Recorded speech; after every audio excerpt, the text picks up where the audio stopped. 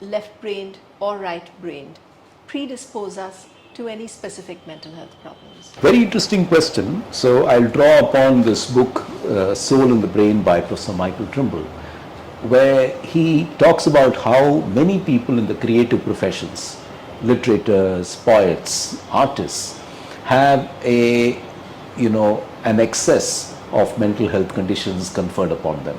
And he gives many examples of people with schizophrenia and bipolar disorder and depression who are also extremely creative. And closer to home, certainly the city we are in, Subramanian Bharati is a very good example of somebody who struggled with his emotions but was also enormously creative, enormously patriotic, and in a way which was way more than a lot of other people in his generation. So there is definitely a link between right brain dominance and therefore creativity and mental health. Very interestingly, all the schizophrenia research has pointed to this structure called the hippocampus, which is there on both sides. It's the storehouse of your memory. It's there if you draw a line through your ears, and it's only the size of a finger joint. And the hippocampus on the left seems to be the one to go first when a person has a first episode of psychosis or schizophrenia. And it's the one that seems to get affected with repeated episodes as well. So there is this link between the left hemisphere and schizophrenia.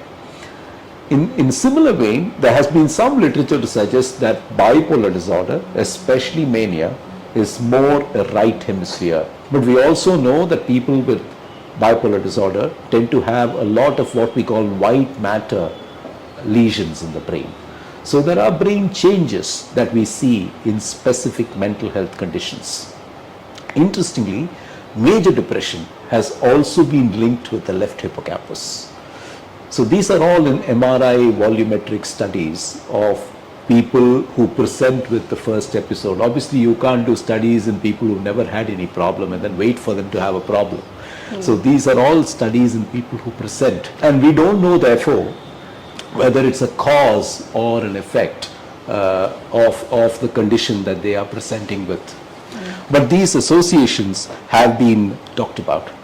And in some studies that I was involved in people with epilepsy, again we found that people with epilepsy and behavioral disorders, the people with the left-sided brain lesions were more likely to have psychotic conditions, and people with right-sided brain lesions were more likely to have a mood disorder.